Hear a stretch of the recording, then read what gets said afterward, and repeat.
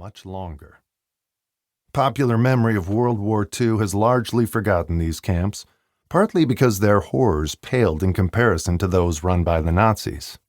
But the French camps were nasty places where men slept in the open air on cold nights and used large pails to go to the bathroom.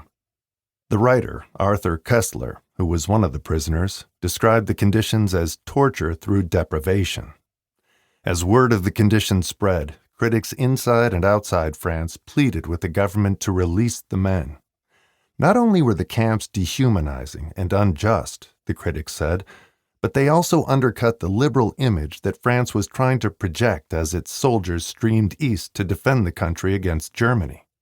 France is supposed to be fighting this war for democracy, the New Republic wrote. Some people in America would be more willing to accept this point of view if it were not for the shocking treatment the French are now giving to foreign Jews. Jewish relief organizations criticized the camps, as did socialist members of the French parliament.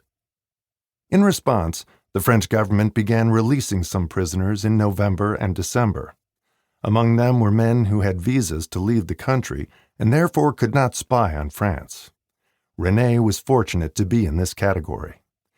In the spring of 1939, with anti-immigrant sentiment rising, he had obtained a visa in Paris to travel to the United States. With that visa, he bought a ticket on the SS de Grasse to New York. After a 2-week transatlantic journey, the de Grasse arrived on February 26, 1940, at Ellis Island. There, American authorities detained René for 3 nights, questioning him because his visa gave him permission to be in the country only temporarily. He persuaded them to release him on a $500 bond with a promise that he would report back by April 18th, 7 weeks later.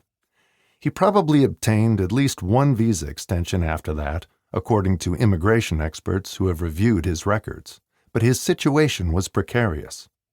Whatever the case, he soon met a woman from Brooklyn named Esther Messing. She worked as a secretary at a newspaper and had refused to get married at the age that most of her peers did.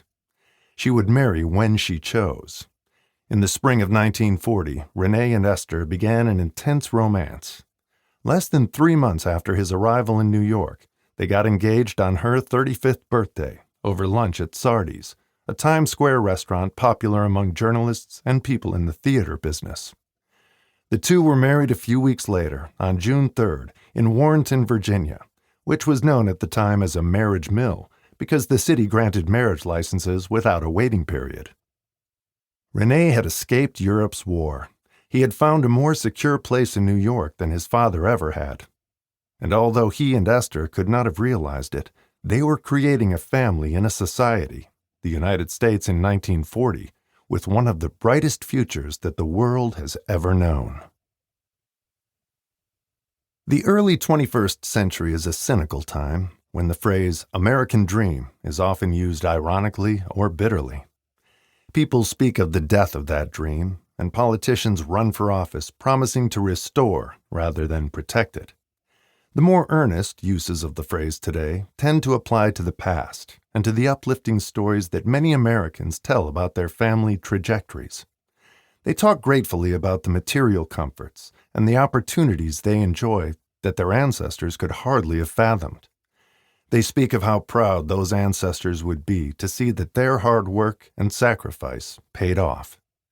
That hard work eventually made possible the family's first home purchase, the first college graduate, or the first doctor.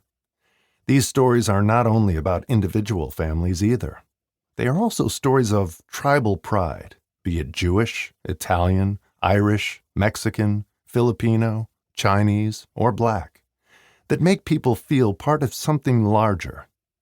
Ultimately, these narratives of success are miniature versions of the American story. As best as anyone can tell, people began to use the phrase American Dream during the Great Depression, thanks to a historian named James Truslow Adams. Adams came from a well-off family and grew up in Brooklyn and Paris during the Gilded Age of the 1880s. He made enough money on Wall Street as a young man to turn to writing full-time. His first book, A History of Colonial New England, was published in 1921 and won the Pulitzer Prize.